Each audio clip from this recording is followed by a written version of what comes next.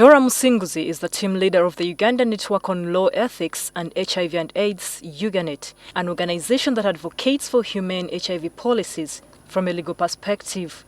Dora is distraught over the HIV and AIDS Prevention and Control Bill that's currently before the Parliamentary Committee on HIV and AIDS.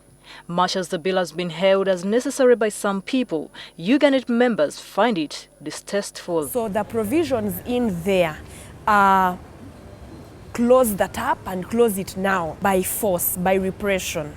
Clauses that actually empower health workers to disclose HIV status of a client. There is also a clause on mandatory testing. And then the other prevention and control issue is punishing attempted transmission and making an HIV-specific criminal provision.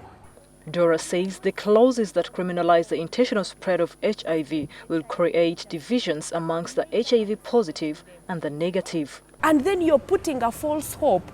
Those who are negative, they believe that I'm negative. That status can change anytime.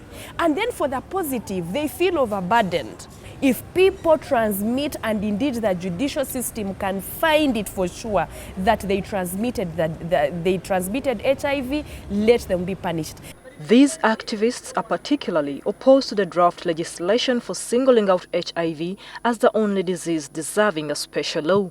If it came up as a general issue, anybody who transmits any disease, be it TB, be it HIV, be it whatever, you know, if that is if it can be crafted as such, it would be better than HIV-specific law. They now want the name changed to HIV/AIDS Prevention and Management Bill. The public health imperative is deal with it as a public health issue without putting a particular provision.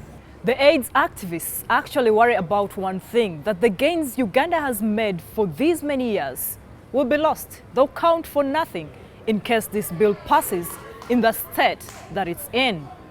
And after 33 years of investment in this fight, Uganda is one country that actually championed this fight by reducing stigma, by reducing fear, by reducing discrimination.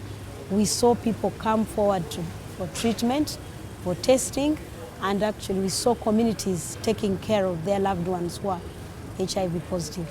This health worker from Moroto in Karamoja explains the stigma associated with the disease.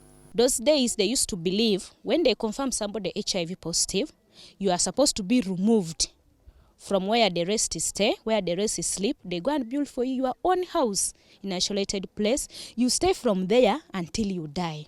Nobody gives you food, nobody comes to check on you. Because they believe people could acquire HIV through sharing cups, sharing a house, greeting. She says it was just in 2011 when the masses were sensitized about the spread of the virus that such acts declined. But stigma is still there for some other people. The bill outlaws discrimination on the ground of HIV status. Very good provision. But in hospitals, in workplaces, and in schools, it doesn't mention the actual discrimination in communities. The one a father-in-law inflicts on a daughter-in-law. The one the father inflicts on a daughter. UGANET's arguments are backed up by the United Nations Programme on HIV and AIDS, UNAIDS, which advocates for non-discrimination, zero HIV-related deaths and infections, which may come with this bill if it's passed into law. But why then do they want it renamed? Why not just forget about it? We would only have it if the value addition was tangible, seeing actual protection of the weak and the vulnerable. The widows, the orphans, use the law to create an enabling environment for ministries to work. They contend that the law should be attuned to being more proactive. Giving hope, facilitating good service delivery for sectors. We want to see Ministry of Health empowered to take action. We want to see government more accountable if things continue to go wrong. We want to see it enable leaders as a tool to give them a voice once again and speak to the masses. The activists hope their sentiments will be mulled over by the Parliamentary Committee on HIV and AIDS before the bill becomes an act. Florence Salimba, NTV.